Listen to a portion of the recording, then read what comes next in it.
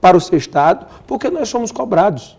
Não há, e isso é uma frase até do presidente Henrique, não há uma casa mais plural e mais representativa do que a Câmara dos Deputados, com as suas qualidades, com os seus defeitos, mas ela é o retrato da nossa sociedade. Mas não tenha dúvida de quem é hoje o político mais cobrado no Brasil é o deputado federal. Mas isso não é porque inocência, ele carrega nos seus ombros, Zé Maria, a responsabilidade de ser o porta-voz dos estados aqui em Brasília. Mas isso não é inocência, não? Porque há quem diga que a Câmara é uma casa de negócios, né? Não, as pessoas vão aos ministérios pedir interesses corporativos. Nós não podemos generalizar. Da mesma forma que você é jornalista e existem jornalistas não éticos, jornalistas que não cumprem a sua missão, que agem aí motivados por interesses financeiros, econômicos, para atender outros interesses, existem jornalistas sérios. Nós não podemos generalizar. Não estou dizendo aqui que não tem gente que nenhum deputado faz negócio, não estou dizendo isso. Existem alguns aí que até a própria mídia descobre depois e aparece. Mas você generalizar que todos os deputados usam o seu mandato para balcão de negócios, aí você está faltando com a verdade. Tem muita gente que trabalha, tem muita gente correta na Câmara dos Deputados. Essa semana, hoje, foi suspenso o deputado Lereia, né, por uma relação dias. Lá com o bicheiro Carlos Cachoeira, e está em análise lá o caso do deputado André Vargas. O senhor aposta que o que vai acontecer com o deputado André Vargas? É um caso parecido, é isso, eu acho? Olha, o Lereia sempre admitiu, né? A relação do deputado Lereia admitiu. A visão que eu tenho é que a Câmara dos Deputados, principalmente com essa decisão hoje sobre o deputado Lereia, ela deu uma demonstração de que aquilo que o Conselho de Ética tem mandado para o plenário tem seguido. Muitas vezes o Conselho de Ética mandou cassação, o plenário da Câmara cassou, mandou a suspensão do deputado Lereia, o plenário acatou, porque não há condições políticas hoje, principalmente diante aí dos movimentos que exigem do parlamento essa mudança de comportamento, que nós venhamos a agir de outra forma. Então, mas, deputado, o que vai acontecer era cassação, aí recuou para a suspensão de 90. Não, mas isso quem decidiu que ia ser suspensão foi o Conselho de Ética da Câmara. Então, o que vai acontecer com o deputado André Vargas, Denise, eu acredito que o plenário irá acatar aquilo que o deputado Júlio Delgado, que quando apresentar o seu relatório, que é o relator do processo... O que sai do Conselho de Ética, André Vargas, então, eu acredito que o plenário irá seguir. Porque tem sido assim. Agora, eu queria mudar um pouquinho de assunto. O senhor é um deputado jovem, né, as pessoas da sua idade, especialmente, participaram das manifestações de forma muito contundente, né? Eu estava aqui em Brasília estudando, né, à época. Pois eu já estava fazendo medicina aqui, no meio daquele turbilhão. Agora, como é que o senhor vê a participação do jovem hoje na política? Porque é muito difícil a gente ver. Hoje, mesmo a deputada Bruna Furlan me dizia que ela chegou a comentar, inclusive, numa cidadezinha lá do interior de São Paulo, perguntou numa reunião com jovens, vocês vão à arena, ao estádio de futebol? Falou, vamos. E a Câmara Municipal? Algum de vocês já foi cobrar alguma coisa? Não, ninguém nunca tinha ido. Como é que é essa coisa da participação jovem? Tudo bem que vem de família, de político, você já está no sangue. Mas como é que traz o jovem para participar da política? Olha, eu acho muito importante a participação do jovem, até porque na hora em que o jovem, não estou dizendo aqui que todos os jovens devem se candidatar, devem se filiar a partidos políticos, não. Eu acho que o jovem tem que acompanhar, tem que participar da vida política, até para que ele não seja uma vítima amanhã. Se ele se exime de participar da vida política, se ele não participa, pelo menos vendo durante o programa eleitoral qual é o melhor candidato, qual aquele que atende o seu anseio, para que ele vá no dia da eleição votar, ele chegue à urna sem saber em quem vai votar, quando isso infelizmente muitos chegam, muitas vezes ele vê o candidato que ele escolheu, tomando uma atitude a qual ele não gostaria que tivesse sido tomada, ou aí estando, infelizmente, envolvido com algum escândalo. Por quê? Porque ele não acompanhou. Então, eu acho importante essa participação do jovem na política e aí acho melhor ainda aqueles que participam ativamente, porque são esses que cobram, são esses que fazem a sociedade, são esses que participam das realizações, porque no nosso Estado democrático de direito não há outra forma de representatividade senão a representatividade política. E já diziam e já dizem os estudiosos que a democracia talvez seja a pior forma de escolha de poder dos seus representantes, mas melhor do que todas as outras já testadas, do que a ditadura. Eu tenho uma tese que esse jogo aí não há quem não participe, né? Não participando, você endossa. Todo mundo tem que votar, porque muitas vezes se você escolhe não participar... Você está participando, não participando. Não, você está contribuindo para que as coisas boas, aquilo que é bom, aquilo que é benéfico, as mudanças necessárias não aconteçam. Então, eu defendo a participação, para ficar bem claro, a participação do jovem na política, acompanhando e escolhendo melhor os seus representantes. O Tom Oliveira, ele diz aqui, faz um comentário, não exatamente uma pergunta, eu gostaria de saber se a presidente Dilma vai aumentar de 20% a 30% a participação de estrangeiros no Banco do Brasil, como fez no empréstimo a Cuba, mas isso aí não... Não, acho que ele está querendo fazer uma correlação com o programa Mais Médicos. Eu acho que isso aí não há o Porto de Cuba. Sim, o Porto de Cuba. Então, o Porto de Mariel, que o BNDES financiou. Eu não sei dizer sobre essa questão do Banco do Brasil, mas acredito que não. Acho que o Banco do Brasil é uma instituição que tem realizado concursos públicos aqui no Brasil e tem hoje prestado um grande serviço. Um dos critérios é ser brasileiro. Tem aqui a pergunta e o Jordan...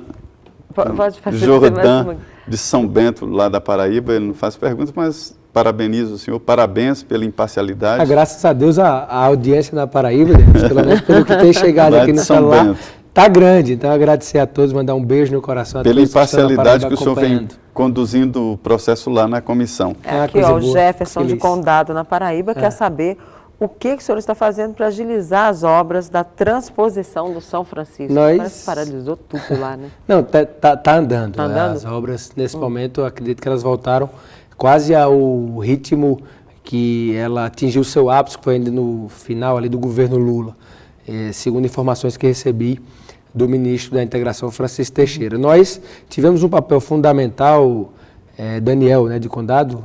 Jefferson.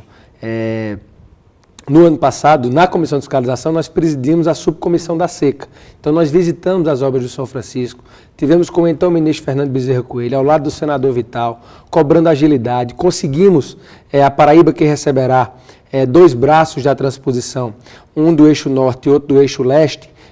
O do eixo norte chega pelo Alto Sertão, até São José de Piranhas, Cajazeiras, o eixo leste chega por Monteiro e através das vertentes trará água até o Brejo Paraibano. Então, abriu uma frente de trabalho que já foi iniciada de Monteiro para o Pernambuco, para que a Paraíba sinta que a obra realmente vai chegar, porque muitas pessoas ainda na Paraíba não acreditam que a transposição vai ser realidade. Há tanto tempo que se promete e não chega, que muitas pessoas não acreditam. Eu particularmente, acredito. E além dessa luta que nós tivemos ao lado do senador Vital, nós também garantimos junto ao governo federal uma terceira vertente da transposição para atender uma região na Paraíba do Alto Sertão, que é o Vale do Piancó, a região que depende hoje do manancial de Coremas, que é a região de Patos, de Pombal, que ficaria de fora da transposição, será contemplada. Essa foi uma luta nossa. A sua cidade, Condado, que é abastecida pela adutora Coremas, Patos, Sabugi, vai ser atendida com as águas do Rio São Francisco, porque as águas chegarão ao Rio Piancó, o Rio Piancó desaguará em Coremas, e chegando em Coremas, tem a adutora que passa em Condado, e você com certeza receberá as águas do Velho Chico. É preciso primeiro cuidar do Velho Chico, né? Senão não chega água lá não. Né? É verdade. Acho que essa questão ambiental ela tem sido muito respeitada pelo governo para que o rio não venha a sofrer aí nenhum tipo de agressão ao seu curso natural, às suas margens, mas que, sem dúvida alguma, há um acompanhamento muito forte dos órgãos ambientais. Por que há tanta resistência? Há muita resistência na transposição. O que pode acontecer de mal? Eu não diria resistência. A resistência ela se deu até o momento em que o presidente Lula teve a coragem de dar a ordem de serviço da obra. A resistência ela aconteceu nos governos do PSDB, mas a partir do momento que o governo Lula decidiu fazer a obra, essa resistência ela foi dirimida, no meu ver. O que aconteceu foi justamente problemas de licitação. Aqui eu volto para a burocracia que falamos no início da entrevista. Das coisas andarem devagar. E outro problema que se teve também, e aí foi por culpa do governo federal, foi a falta de ingestão de recursos para que as licitações que haviam sido feitas, as empresas pudessem cumprir aquele cronograma de obra. Então, como houve essa parada, digamos assim, da ingestão de recursos, as licitações ficaram obsoletas e quando se teve a determinação de voltar a se colocar dinheiro, os preços aos quais estavam alocados para que a obra fosse feita não dava mais para fazer devido à inflação, ao aumento do custo. Então, vai licitar tudo novamente. Quando licita, recurso na justiça. Aí veio o problema da Delta, que era uma das empresas que tinha no consórcio uma grande parte na transposição. Então, tudo isso culminou para o atraso das obras. A Delta é aquela da história do Cachoeira, né? O problema com o bichinho Carlos Cachoeira.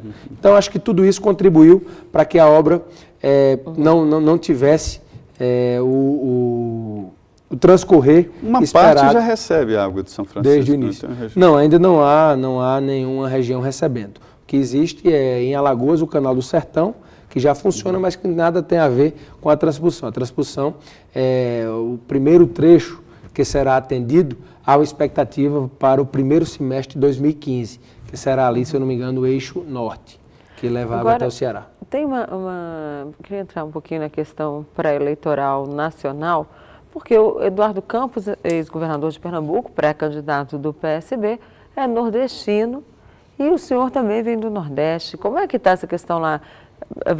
O senhor acredita que o PT ainda tem todo o poder na região ou pode haver aí um racho, uma vez que, pelo que a gente percebe, Eduardo Campos vai puxar muito essa coisa do sou nordestino para ver se consegue os votos dos conterrâneos? Olha, a avaliação que eu faço, eu gosto de fazer muito política com razão, não com emoção.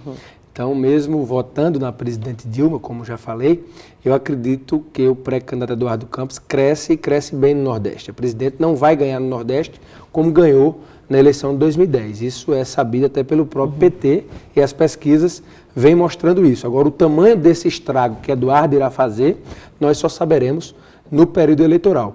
A realidade na Paraíba é uma realidade muito clara. Existem 3 candidaturas a governador, uma do PMDB do nosso partido, que será o palanque de Dilma, uma do PSDB, que será o palanque de Aécio, e uma do PSB, que é do atual governador que vai para a reeleição, que será o palanque de Eduardo. Então, e não só pelo apoio do governador, que, diga-se de passagem, está muito desgastado na Paraíba, o presidenciável pré-candidato Eduardo Campos irá crescer até pela proximidade, eu digo muito, e dizendo até um petista, ele me perguntando, Eduardo, vai crescer na Paraíba? Eu digo, vai, Eduardo está do outro lado da rua, não há como não crescer. O sentimento do nordestino vai aflorar. Agora, o tamanho do estrago que ele irá fazer, repito, só dá para sabermos aí no período eleitoral. Não acredito num crescimento forte do pré-candidato Aécio Neves no Nordeste, até porque não há uma inserção forte do seu partido, pelo contrário, o nosso eleitor, o eleitor nordestino hoje ele tem um viés mais de centro-esquerda, então deve aí oscilar entre a presidente Dilma, que eu acredito que ganha no Nordeste novamente, e repito, não com a mesma diferença, mas acredito que ela continua ganhando, mas o eleitor do Nordeste deve oscilar em sua maioria entre Eduardo Campos, e com o apoio de Marina Silva, e a presidente Dilma com o apoio do PMDB. O Aécio aposta muito na região Sudeste, Sul, né? No Centro-Sul. E onde se concentra aí a maior parte dos votos. Essa é uma aposta importante. A grande parcela do eleitorado está no Sul-Sudeste. Ali está de São Paulo, Minas Gerais, que é o seu estado natural, que Dilma ganhou com quase 2 milhões de votos, ou seja, ela já não vai ter também essa diferença. Acho que a Aécio coloca mais do que isso de diferença nela e em Eduardo e Minas. Então, é uma eleição muito difícil ainda de nós darmos um prognóstico. A presidente Dilma hoje é franca favorita porque os outros 2 candidatos também não são conhecidos. Ainda, eu digo muito, o jogo ainda não está jogado. Eles não são tão radicalmente opostos assim, né? Eu vi o lançamento da candidatura do ex-governador Eduardo Campos com 5 ex-ministros no palanque dele. É verdade. E uma entrevista que vale a pena ler sem querer fazer propaganda, é a entrevista da revista Veja do presidente, diretor do Datafolha. Do Datafolha. É uma entrevista muito elucidativa. Então, ele, com toda a sua experiência em dados em eleições presidenciais, que desde a redemocratização que eles acompanham, não fazem pesquisa para partidos políticos, porque é isso que eu achei que eles dá uma imparcialidade muito grande ao Instituto, não dizendo que os outros são parciais, não quero dizer isso, mas que isso faz com que a gente leve mais adiante as informações que ele passa, e ele dizia, olha, a eleição ainda não se sabe para onde ela vai caminhar. Mais de 70% da população quer mudança, mas não sabe a mudança, quem representará essa mudança. Se a presidente Dilma conseguirá mostrar aos brasileiros que merece mais 4 anos para tocar adiante os destinos do país, se essa mudança potencializará... 30% dos que querem mudança acreditam que a presidente Dilma pode fazer essa mudança. E que é um índice muito alto. E personificar através das candidaturas de Aécio e de Eduardo. Isso quem vai dizer é o programa de televisão, isso quem vai dizer são as coligações partidárias, são as realidades estaduais. Então, acho que ainda está muito cedo para a gente dizer quem é que ganha a eleição. Acho que vai ser uma disputa grande, mas acredito que no Nordeste a visão é essa que acabei de lhe passar.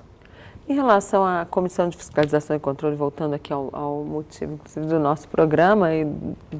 Não tem como não falar em política, né? Porque não tem, ainda mais num ano como esse. Outro assunto que a gente não tocou foi Copa do Mundo. Não vai ter nenhuma lenha de terror? É verdade.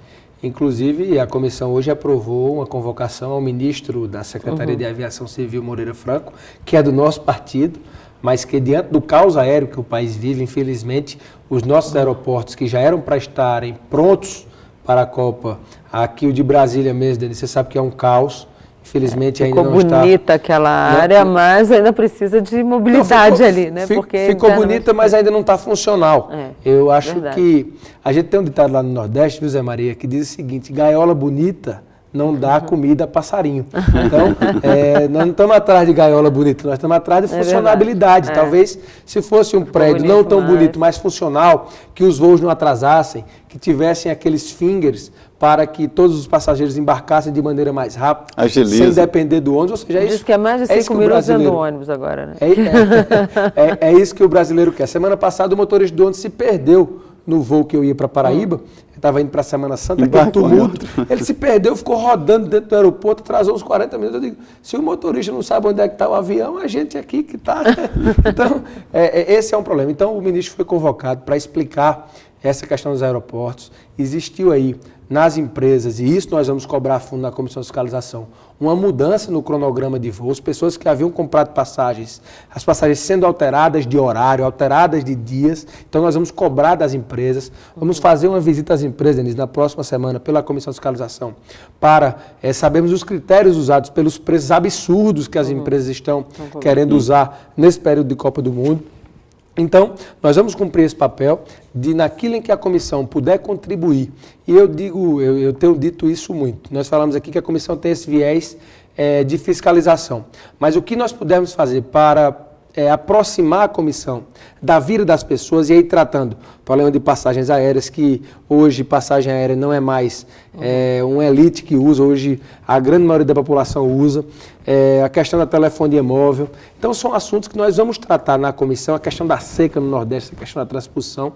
Nós vamos aproximar a Comissão de Fiscalização, que tem esse poder de acompanhar, de cobrar desses órgãos essas boas ações, que o nosso dinheiro seja bem empregado, que os abusos não aconteçam. Sem dúvida alguma, nós vamos cumprir esse papel, porque a comissão tem que sair só do âmbito do acompanhamento das ações no Poder Público Federal. Eu acho que a comissão, o grande desafio nosso, é o que nós queremos fazer para esse ano, em aquilo que for possível fazermos para melhorarmos a qualidade de vida das pessoas. A comissão de fiscalização funciona, né?